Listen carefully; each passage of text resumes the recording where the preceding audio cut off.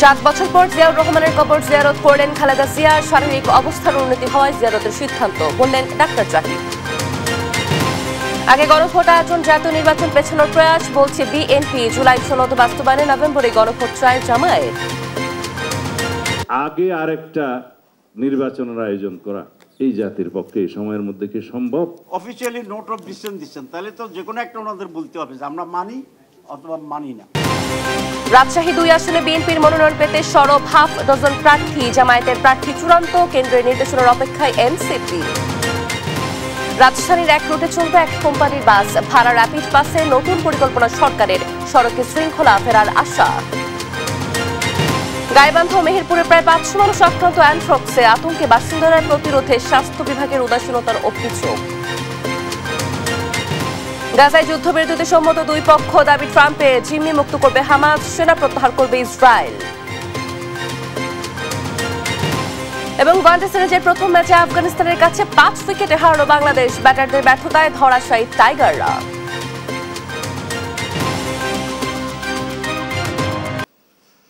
সংবাদ সকালে শুনছিলেন শিরোনামগুলো, আপনাদের সঙ্গে আছি আমি অতসী সেন। এবারে পুরো খবর। দীর্ঘ 7 বছর পর বিএনপির প্রতিষ্ঠাতা ও সাবেক রাষ্ট্রপতি শহীদ জিয়াউর রহমানের কবর জিয়ারত করেছেন বিএনপি চেয়ারপারসন ও সাবেক প্রধানমন্ত্রী খালেদা জিয়া। বুধবার রাত 11টার দিকে গাড়িতে বসে স্বামীর কবর জিয়ারত ও দোয়া করেন তিনি। খালেদা জিয়ার ব্যক্তিগত চিকিৎসক ডাক্তার এজেডএম জাহিদ হোসেন জানান, শারীরিক অবস্থা উন্নত হওয়ায় নিজ আগ্রহ থেকেই জিয়াউর রহমানের কবর জিয়ারতে যান খালেদা জিয়া। তারেক মাহমুদ সুজনের রিপোর্ট। দীর্ঘ 7 বছর পর বিএনপির প্রতিষ্ঠাতা ও সাবেক রাষ্ট্রপতি শহীদ জিয়াউর রহমানের কবর জিয়ারত করেছেন বিএনপি চেয়ারপারসন ও সাবেক প্রধানমন্ত্রী খালেদা জিয়া। বুধবার রাত 11টার দিকে শহীদ জিয়াউর রহমানের সমাধিতে পৌঁছান তিনি। গাড়িতে বসেই স্বামীর কবর জিয়ারত ও দোয়া করেন খালেদা জিয়া। এই সময় তার সঙ্গে ছিলেন 2 ভাইয়ের স্ত্রী মির্জা ফখরুল ইসলাম আলমগীর সহ দলের বিভিন্ন পর্যায়ের নেতৃবৃন্দরা। কবর জিয়ারত শেষে রাত 11টা 25 দিকে তার বাসভবন গুলশানের ফিরোজার দিকে রওনা দেন তিনি। এদিকে কবর জিয়ারতের বিষয়ে মধ্যরাতে ফিরোজার সামনে সাংবাদিকদের ব্রিফিং করেন বিএনপির স্থায়ী কমিটির সদস্য ও খালেদা জিয়ার ব্যক্তিগত চিকিৎসক ডাক্তার এজেডএম জাহিদ হোসেন। জানান, শারীরিক অবস্থার উন্নতি হওয়ায় নিজ আগ্রহ থেকেই শহীদ জিয়ার কবর জিয়ারতে যান খালেদা জিয়া। ওনার অবস্থা কিছুটা স্থিতিশীল, সেই অবস্থায় উনি নিজে থেকেই আগ্রহ প্রকাশ করেছেন যে উনি ওনার শহীদ রাষ্ট্রপতি জিয়াউর রহমানের সমাধিস্থলে উনি যাবেন, দোয়া করবেন, ফাতিহা পাঠ করবেন। জনসাধারণের ভোগান্তি এড়াতে রাতে জিয়ারতের সিদ্ধান্ত নেওয়া হয়েছে বলেও জানান বিএনপির এই নেতা। উনি সবার জন্য, দেশবাসীর জন্য উনি দোয়া করেছেন। তারেক মাহমুদ সুজন, দেশ টিভি, ঢাকা। জুলাই সনদের সুনির্দিষ্ট বাস্তবায়ন প্রক্রিয়া নিয়ে মতৈক্যে পৌঁছতে পারেনি রাজনৈতিক দলগুলো। গণভোট কখন হবে, জাতীয় নির্বাচনের আগে না পরে, তা নিয়েও একমত হতে পারেনি দলগুলো। এর মধ্য দিয়ে শেষ হলো রাজনৈতিক দলগুলোর সাথে ঐকমত্য কমিশনের বৈঠক। কমিশনের সহ সভাপতি ডক্টর আলী রিয়াজ জানান, রাজনৈতিক দলগুলোর মতামত ও বিশেষজ্ঞদের মতামত বিশ্লেষণ করে 2-1 দিনের মধ্যে সরকারের কাছে হস্তান্তর করা হবে। তারেক মাহমুদ সুজনের আরও একটি প্রতিবেদন। বুধবার দুপুরে রাজধানীর ফরেন সার্ভিস একাডেমিতে জুলাই সনদের বাস্তবায়ন প্রক্রিয়া নিয়ে রাজনৈতিক দলগুলোর সঙ্গে আলোচনায় বসে জাতীয় ঐকমত্য কমিশন। এটাই ছিল রাজনৈতিক দলগুলোর সঙ্গে ঐকমত্য কমিশনের সর্বশেষ বৈঠক। দীর্ঘ আলোচনা শেষে জুলাই সনদ বাস্তবায়নে গণভোটের বিষয়ে একমত হলেও এর প্রক্রিয়া নিয়ে ভিন্নমত জানান রাজনৈতিক দলগুলোর প্রতিনিধিরা। ঐকমত্য কমিশন যদি সিদ্ধান্ত দেয় যে না আগের দিনে হবে, তাতেও আমরা একমত থাকবো, কারণ এটা নিয়ে বিতর্ক তুলে টোটাল প্রসেসটাকে আমরা প্রশ্নবিদ্ধ করতে চাই না। জাতীয় নির্বাচন এবং গণভোট একই দিনে হলে গণভোটের মাধ্যমে জনগণ এই জুলাই জাতীয় সনদকে এক ধরনের অনুমোদন দেন। যে আমাদের ভিতরে আজকে যে কামড়াকামড়ি মত পার্থক্য, এইটা দেখে জাতীয় ঐকমত্য কমিশন তারাও এক ধরনের হতাশায় নিমজ্জিত হয়েছে। নির্বাচনের আগে গণভোটের আয়োজন করলে জাতীয় নির্বাচন বিলম্বিত হতে পারে, তাই জাতীয় নির্বাচনের দিনেই গণভোটের পক্ষে মত দেয় বিএনপি। সেই গণভোটটা আগে হলো যে ফলাফল, একই দিনে হলো সে একই ফলাফল, দুটোটাই বাইন্ডিং ক্যাপাসিটি থাকতেছে সার্বভৌম ক্ষমতার অনুবলে। তাহলে আগে আরেকটা নির্বাচনের আয়োজন করা এই জাতির পক্ষে এই সময়ের মধ্যে কি সম্ভব অথবা প্রয়োজন কি আছে? বিএনপি সহ কয়েকটি রাজনৈতিক দল জাতীয় নির্বাচনের দিন গণভোটের দাবি করলেও ডিসেম্বর অথবা অন্য কোনো সময়ে আলাদাভাবে গণভোট চায় জামাতে ইসলামী ও এনসিপি। তো বিএনপি মানুষকে বলছে তারা সংস্কার মানে, তো কিন্তু আবার অফিসিয়ালি নোট অফ ডিসিশন দিচ্ছেন, তাহলে তো যে কোনো একটা ওনাদের বলতে হবে যে আমরা মানি অথবা মানি না। তো মানলে নোট অফ ডিসিশন আমরা আশা করি তারা উইথড্র করবে। বৈঠক শেষে কমিশনের সহসভাপতি বলেন, জুলাই সনদ নিয়ে সারা দেশ অপেক্ষা করছে, তাই 2-1 দিনের মধ্যে রাজনৈতিক দলগুলোর মতামত সহ সরকারের কাছে সুপারিশ আকারে তুলে ধরবে কমিশন। চূড়ান্ত সিদ্ধান্ত নেবে সরকার। যে দলগুলোর এবং বিশেষজ্ঞদের মতামতকে বিবেচনা করে যেন ঐকমত্য কমিশন সিদ্ধান্ত গ্রহণ করে এবং সরকারকে এই বিষয়ে সুস্পষ্ট পরামর্শ দেয়। এই সময় আগামী 1 সপ্তাহের মধ্যে জুলাই সনদের স্বাক্ষর সহ দেশের স্বার্থে রাজনৈতিক দলগুলোর মধ্যে ঐক্য ধরে রাখার আহ্বান জানান ডক্টর আলী রিয়াজ। এবং অত্যন্ত সময় তারেক মাহমুদ সুজন, দেশ টিভি, ঢাকা। কিছু শিক্ষণীয় আছে, আমি তাদের সবার প্রতি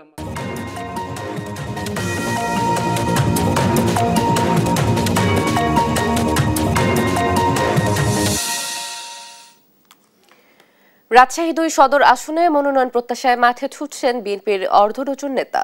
জামায়াত আসনটিতে ইতিমধ্যে তাদের প্রার্থী চূড়ান্ত করেছে। এনসিপি আছে কেন্দ্রের নির্দেশনার অপেক্ষায়। তবে সাধারণ মানুষ চান কর্মসংস্থানের সুযোগ সৃষ্টি করতে পারবে এমন প্রার্থী মনোনয়ন দেবে দলগুলো। কাজী শাহিদের প্রতিবেদন। শিক্ষানগরী হিসেবে পরিচিত রাজশাহী 2 সংসদীয় আসনটি সিটি কর্পোরেশন এলাকা নিয়ে গড়ে ওঠা আসনটিতে বিএনপি একাধিকবার বিজয়ী হয়েছে। আগামী সংসদ নির্বাচনে এই আসনে বিএনপির মনোনয়ন প্রত্যাশায় মাঠে আছেন হাফ ডজন প্রার্থী। জামাত এরই মধ্যে দলটির মহানগর নায়েবে আমির ডাক্তার মোহাম্মদ জাহাঙ্গীরকে প্রার্থী মনোনীত করেছে, আর কেন্দ্রের সিদ্ধান্তের অপেক্ষায় আছে এনসিপি। আমাদের যে পরিকল্পনা ছিল রাজশাহী মহানগরী যে 4টা ইপিজেড করা এবং হাজার হাজার শিল্প প্রতিষ্ঠান গড়ে তোলা এবং রাজশাহীর প্রায় 50-60 হাজার ছেলে তারা যেন কর্মসংস্থান হয়। হার্টের operation, kidney transplantation, liver transplantation বা এই জাতীয় চিকিৎসার জন্য রোগীদেরকে ঢাকা বা পার্শ্ববর্তী অন্যান্য দেশে চিকিৎসা নিতে যেতে হয়। আমার প্রায়োরিটি থাকবে যে রাজশাহীতে যে জটিল কঠিন এবং এই জাতীয় রোগের চিকিৎসার জন্য বিশেষায়িত হাসপাতাল প্রতিষ্ঠা করা। রাজশাহীতে কয়েকটা শিক্ষা প্রতিষ্ঠান ছাড়া মূলত রাজশাহীতে খুব বেশি আমরা ডেভেলপমেন্ট দেখতে পাই না। রাজশাহীর সবচেয়ে ভালো দিক যেটা, রাজশাহীকে চাইলে আমরা একটা পর্যটন নগরী হিসেবে গড়ে তুলতে পারি। গ্রিন ও ক্লিন সিটি হিসেবে রাজশাহী মহানগরীর পরিচিতি আগে থেকেই। সেই সুনাম ধরে রাখার পাশাপাশি কর্মসংস্থানের সুযোগ করতে পারবেন এমন প্রার্থী চান তৃণমূলের মানুষ। আমাদের রাজশাহীর উন্নয়ন করবে এরকম একজন প্রার্থী, যারা বেকার তাদের কর্মসংস্থানের ব্যবস্থাটা রাজশাহীতে অত্যন্ত বেশি প্রয়োজনীয়। তা আমরা এমন একজন প্রার্থীকে চাই যারা জনগণের ডোর টু ডোর যাবে এবং তাদের মনের কথা শুনবে এবং সেই অনুযায়ী সংসদে তারা আলাপ আলোচনা করে তাদের মনের আশাকে পূরণ করবে। এই দেশটা আমাদেরকেই গড়তে হবে দলমত নির্বিশেষে। আগামীতে যারা নির্বাচিত হবেন তাদেরকে সেরকম প্রস্তুতি নিয়ে আসা উচিত। কর্মসংস্থান সৃষ্টির পাশাপাশি নগর উন্নয়নে ভূমিকা রাখতে পারবেন দলগুলোকে এমন প্রার্থী মনোনয়ন দেওয়ার পরামর্শ বিশ্লেষকদের। এই সংসদ নির্বাচনে যিনি এমপি হবেন তার চিন্তার জায়গাটা হওয়া উচিত তারুণ্য নির্ভর, যেখানে তরুণদের কর্মসংস্থান নিশ্চিত করার মধ্যে দিয়েও একটি ইতিবাচক একটা মাইল ফলক তৈরি করবেন রাজশাহী মহানগরী। বিগত 4 সংসদ নির্বাচনে আসনটি ছিল নৌকা নিয়ে নির্বাচন করা ওয়ার্কার্স পার্টির দখলে। এবার আসন ফিরে পাওয়ার লড়াইয়ে নামবে বিএনপি, তবে বড় প্রতিদ্বন্দ্বিতার আভাস দিচ্ছে জামাত। কাজী শাহেদ, দেশ টিভি, রাজশাহী। স্থানীয় সরকার বিশেষজ্ঞ তোফায়েল আহমেদের মৃত্যুতে শোক জানিয়েছেন প্রধান উপদেষ্টা ডক্টর মোহাম্মদ ইউনূস। শোক বার্তায় প্রধান উপদেষ্টা বলেন, অধ্যাপক তোফায়েল আহমেদ ছিলেন বাংলাদেশের স্থানীয় সরকার ব্যবস্থা নিয়ে গবেষণার অন্যতম অগ্রদূত। তিনি স্থানীয় সরকার ও সমবায় বিষয়ক একজন লব্ধপ্রতিষ্ঠ গবেষক ও লেখক। প্রধান উপদেষ্টা মরহুমের আত্মার মাগফিরাত কামনা করেন এবং তার শোক সন্তপ্ত পরিবার, সহকর্মী ও শুভানুধ্যায়ীদের প্রতি গভীর সমবেদনা জানান। তোফায়েল আহমেদ বুধবার রাতে রাজধানীর একটি হাসপাতালে শেষ নিঃশ্বাস ত্যাগ করেন।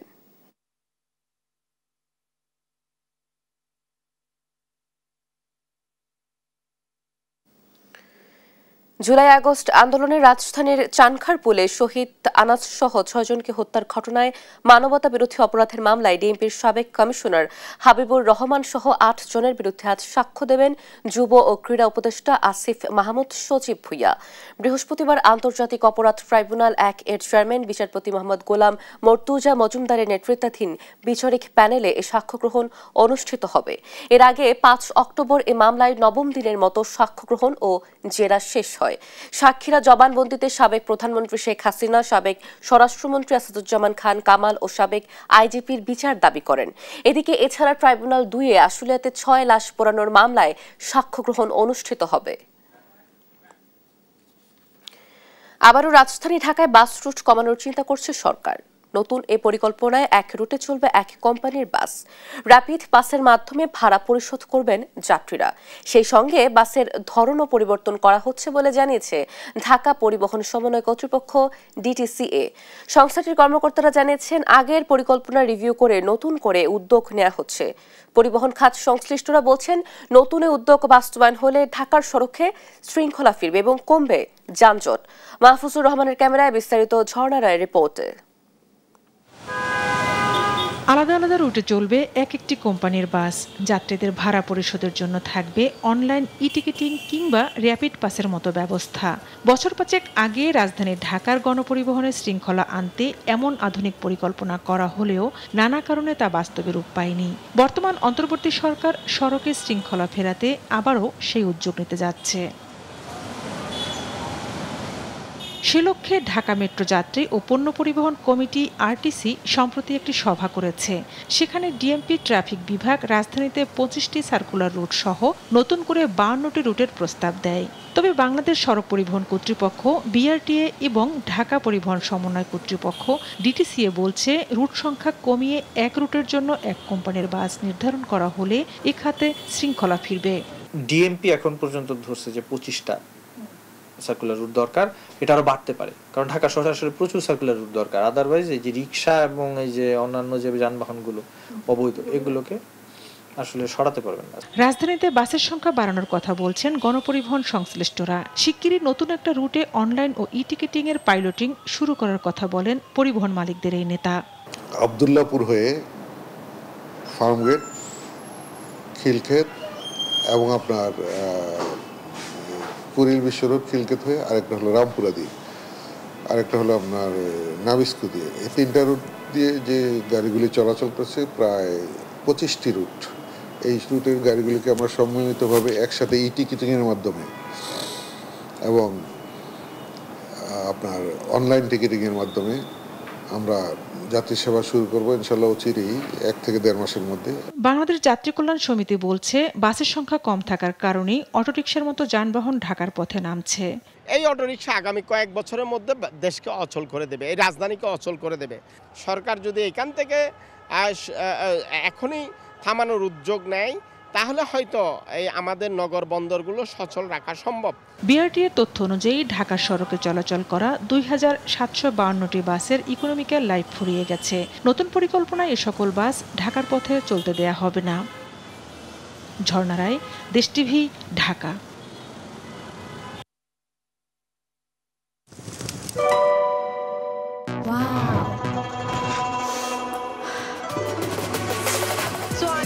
Thailand. Time for Thailand. Time for Tom Yum. Introducing Doodles. Tom Yum Shrimp Doodles. Doodles খান নাই তো noodles খান নাই। টাঙ্গাইলের সদরের ধলেশ্বরী নদীতে নির্মিত ব্রিজের অ্যাপ্রোচ রোডের একাংশ ধসে পড়েছে। এতে যোগাযোগ বিচ্ছিন্ন হয়ে পড়েছে টাঙ্গাইল সদর তোরাবগঞ্জ সড়কে। জীবনের ঝুঁকি নিয়ে ছোট ছোট ডিঙি নৌকায় পারাপার হচ্ছে এলাকাবাসী। এসব ভোগান্তি লাঘবে গাইড বাঁধ নির্মাণের দাবি তাদের। সহকর্মী অভিজিৎ ঘোষের রিপোর্ট, জানাচ্ছেন শায়লা খান। মঙ্গলবার রাতে হঠাৎ করেই ধসে পড়ে টাঙ্গাইলের চারাবাড়ি এলাকায় ব্রিজের পশ্চিম অ্যাপ্রোচ রোড। এতে যোগাযোগ বিচ্ছিন্ন হয়ে পড়েছে আশপাশের কয়েকটি ইউনিয়নের মানুষের।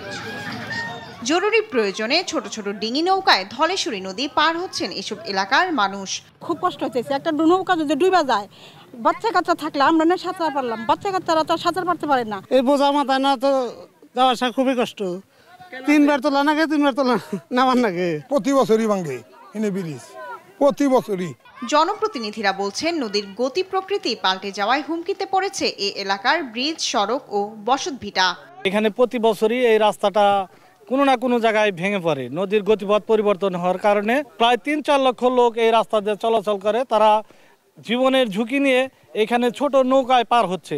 ধসে পড়া অংশ দ্রুত মেরামত করে যান চলাচলের উপযোগী করার কথা বলছে এলজিইডি কর্তৃপক্ষ। নির্বাহী প্রকৌশলী মহোদয় আমাদেরকে এখানে পাঠাইছে এবং আপনারা দেখতে পাচ্ছেন ইতিমধ্যে আমরা মালামাল নিয়ে আসছে, সাইটে কাজ শুরু করছে।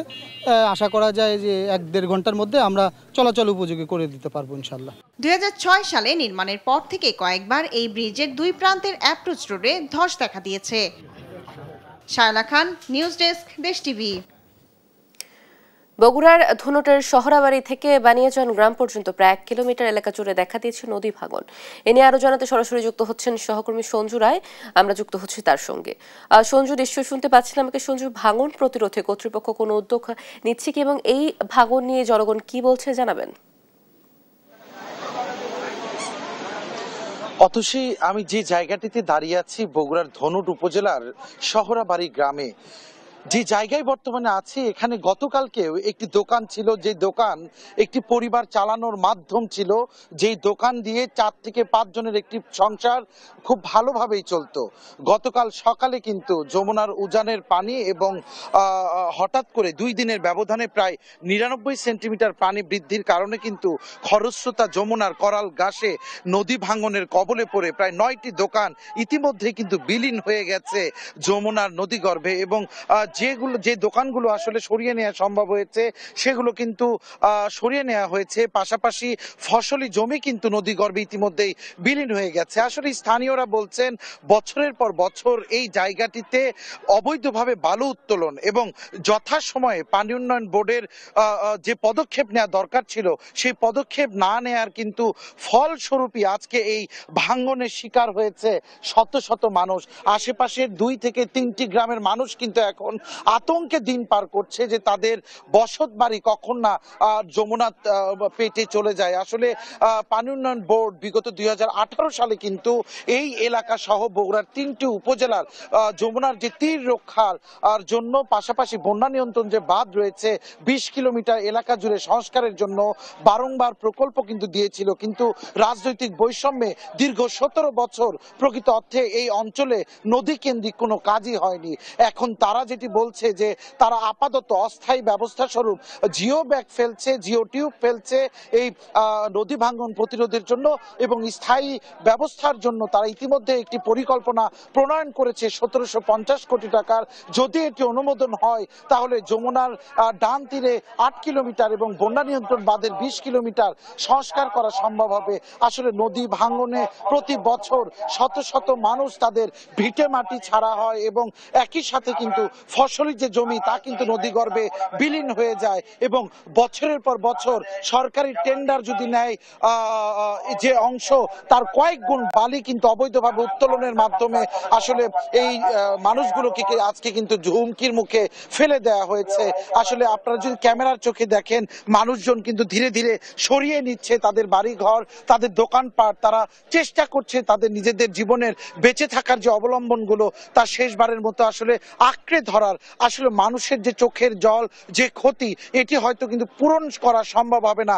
তবে যথা সময়ে যদি পানি উন্নয়ন বোর্ড যথা পদক্ষেপ নিত তাহলে কিন্তু আজকের এই দিনটি কিন্তু এই এলাকার মানুষজনদের দেখতে হতো না। এই এলাকার মানুষের এখন একটি প্রত্যাশা, শুধু শহরাবাড়ি বা ভান্ডারবাড়ি ইউনিয়ন নয়, বগুড়া সারিয়াকান্দির কামালপুর থেকে শুরু করে সোনাতলা উপজেলার যে অংশগুলো রয়েছে যেগুলোতে নদী ভাঙন চলছে সেই অংশগুলোতে নদীর তীর প্রতিরক্ষা সহ বন্যা নিয়ন্ত্রণ বাঁধের যেখানে যেখানে ত্রুটি রয়েছে সেই জায়গাগুলো দ্রুত সংস্কারের জন্য। অতসী বগুড়ার শহরাবাড়ি এলাকা থেকে নদী ভাঙন নিয়ে এখন পর্যন্ত আমার কাছে এটি ছিল সর্বশেষ। রংপুরের পর অ্যানথ্রাক্স রোগের আতঙ্ক ছড়িয়েছে গাইবান্ধা ও মেহেরপুরে, যেখানে রোগাক্রান্ত গরুর মাংস কাটাকাটির সাথে জড়িত প্রায় 500 মানুষের শরীরে শনাক্ত হয়েছিল উপসর্গ। এরই মধ্যে গাইবান্ধায় অ্যানথ্রাক্সে আক্রান্ত হয়ে মৃত্যু হয়েছে 1 জনের। তবে এ রোগ প্রতিরোধে স্বাস্থ্য বিভাগের কোনো তৎপরতা না থাকায় মহামারী আকারে ছড়িয়ে পড়ার আশঙ্কা করছেন সচেতন মহল। সহকর্মীদের তথ্য ছবির রিপোর্ট জানাচ্ছেন শামীম হোসেন। অ্যানথ্রাক্স রোগে আক্রান্ত হয়ে গেল শনিবার গাইবান্ধার সুন্দরগঞ্জের খিসামত এলাকায় মারা যান আজেনা বেগম নামে এক নারী। জানা যায় গেল 2 অক্টোবর তার পালন করা একটি ছাগল অসুস্থ হয়ে পড়লে জবাই করা হয়। এ সময় মাংস কাটাকাটির সময় হাতের আঙ্গুলে হাড় লেগে ক্ষত হয়। তাকে হাসপাতালে নিলে অ্যানথ্রাক্স শনাক্তের পর চিকিৎসাধীন অবস্থায় মারা যান তিনি। এরপরও এ রোগে আক্রান্ত হয়ে বেশ কিছু গরুর মৃত্যু হয়েছে। এসব ঘটনায় এলাকায় ছড়িয়ে পড়ে আতঙ্ক। মায়ের অসুখ হওয়ার কারণে আমার কোনো সহযোগিতা করেন না, কিছু বলেন নাই বা কোনো ডাক্তার আসি আমাদের পরামর্শ দেন নাই।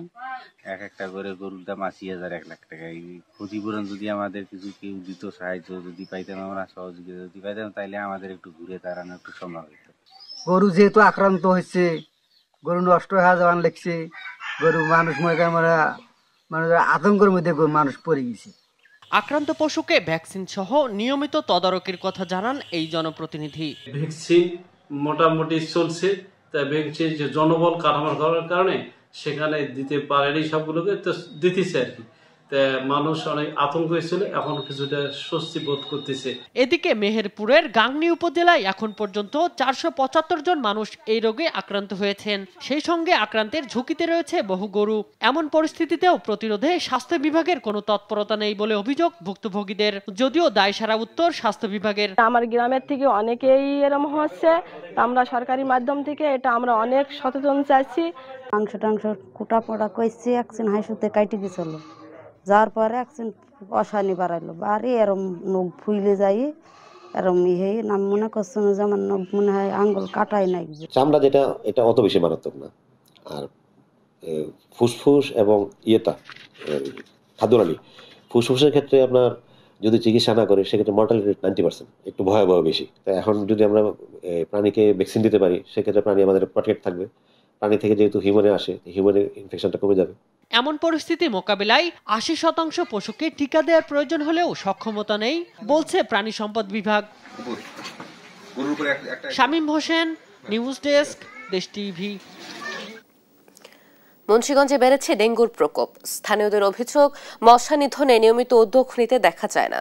বিস্তারিত জানাতে মুন্সিগঞ্জ পৌর এলাকা থেকে সরাসরি যুক্ত হচ্ছেন সহকর্মী সুমিত সরকার। সুমন, নিশ্চয়ই শুনতে পাচ্ছেন আমাকে। সুমন, ডেঙ্গু নিয়ন্ত্রণের ব্যাপারে কর্তৃপক্ষ কি বলছে জানাবেন। ধন্যবাদ আপনাকে। আপনি আসলে যেমনটি বলছেন, মুন্সিগঞ্জে কিন্তু চলতি বছরে এই মুন্সিগঞ্জ জেনারেল হাসপাতালে 652 জন ডেঙ্গুতে আক্রান্ত হয়ে কিন্তু এই জেনারেল হাসপাতালে আসলে ভর্তি হয়েছেন। এই গত সেপ্টেম্বর মাসে কিন্তু 336 জন রোগী কিন্তু এই জেনারেল হাসপাতালে কিন্তু আসলে ভর্তি হয়েছেন। এখানে কিন্তু মুন্সিগঞ্জ পৌরসভার খালিশ এবং উত্তর ইসলামপুর যে এলাকাটি রয়েছে, আমরা এর আগের লাইভে যে এলাকাটি দেখেছি, সেই এলাকায় কিন্তু আসলে ডেঙ্গুর রোগী কিন্তু আসলে এই মুন্সিগঞ্জ সদরে সবচাইতে বেশি। এখানে কিন্তু পৌরসভা কিন্তু তারা কিন্তু বলছেন যে পৌরসভার কিন্তু আসলে মশক নিধনের যে অভিযান, সেটি কিন্তু তারা ঠিক মতো পরিচালনা করছেন। এদিকে কিন্তু মুন্সিগঞ্জ জেনারেল হাসপাতালে যে চিকিৎসা নিতে আসছেন রোগীরা, সেখানে কিন্তু ডেঙ্গুর যে চিকিৎসা, সেই চিকিৎসা কিন্তু তারা ঠিক মতো পাচ্ছেন না। তারা কিন্তু অভিযোগ করছেন যে এখানে আইসিইউ থাকার পরেও কিন্তু সেই আইসিইউ কিন্তু তার কর্তৃপক্ষ কিন্তু চালু না করার কারণে কিন্তু আসলে এখানকার যে ডেঙ্গু রোগী রয়েছে, সেখানে কিন্তু তারা আসলে চিকিৎসা না পেয়ে কিন্তু তাদের কিন্তু ঢাকায় কিন্তু আসলে রেফার করছে এখানকার কর্তৃপক্ষ। আর কর্তৃপক্ষের সাথে আমি কথা বলেছি, তারা কিন্তু যেটি জানিয়েছেন যে এই চিকিৎসার সংকট এবং স্পেশালিস্টের সংকটের কারণে কিন্তু যে এখানে যে 20 শয্যা বিশিষ্ট আইসিইউ, সেটি কিন্তু তারা চালু করতে পারছে না। পাশাপাশি এখানকার চিকিৎসকরা বলছেন যে এইখানে সংকট, চিকিৎসক এবং কর্মচারীর সংকটের কারণে তারা চিকিৎসা দিতে কিন্তু তারা ব্যাহত হচ্ছেন। পাশাপাশি কিন্তু এখানকার যারা দায়িত্বে রয়েছেন তারা কিন্তু বলছেন যে ডেঙ্গুর আসলে চিকিৎসা, সেটি কিন্তু আসলে এখানে সাধারণ চিকিৎসা। এখানে কিন্তু তারা বলছেন যে তরল জাতীয় খাবার এবং স্লাইং ছাড়া কিন্তু আসলে এখানে নাপা ছাড়া কিন্তু আর কিছু চিকিৎসা নেই। তারা কিন্তু কিন্তু বলছেন যে সচেতনতা ছাড়া কিন্তু আসলে এই ডেঙ্গু রোধ করা সম্ভব না বলে এখানকার চিকিৎসক জানিয়েছেন। তো এই ছিল আমার কাছে মুন্সিগঞ্জ জেনারেল হাসপাতাল থেকে ডেঙ্গুর সবশেষ খবর। আমরা এখন চলে যাবো স্টুডিওতে অতসীর কাছে। অতসী। সুমন, ধন্যবাদ আপনাকে। দর্শক, মুন্সিগঞ্জের ডেঙ্গু পরিস্থিতির সর্বশেষ তথ্য জানাচ্ছিলেন আমাদের সহকর্মী। পটুয়াখালী র্যাব ৮ ক্যাম্পে ঘুমন্ত অবস্থায় মনিরুজ্জামান নামের এক র্যাব সদস্যের মৃত্যু হয়েছে। তার সহকর্মীরা জানান, বুধবার সকাল ৬টা থেকে ১০টা পর্যন্ত ডিউটি শেষ করে ব্যারাকে বিশ্রাম নিতে যান মনিরুজ্জামান। পরে জোহরের নামাজের সময় হলেও সে ঘুম থেকে না ওঠার সহকর্মীরা তাকে ডাকতে থাকেন। বারবার জাগানোর চেষ্টা করলেও কোনো সাড়া শব্দ না পেয়ে দ্রুত পটুয়াখালী সদর হাসপাতালে নিয়ে আসলে জরুরি বিভাগের কর্তব্যরত চিকিৎসক তাকে মৃত ঘোষণা করেন। বরিশাল র্যাব ৮ এর অধিনায়ক লেফটেন্যান্ট কর্নেল নিস্তার আহমেদ জানান, স্বাভাবিক মৃত্যু মনে হলেও লাশ ময়না তদন্ত করা হবে।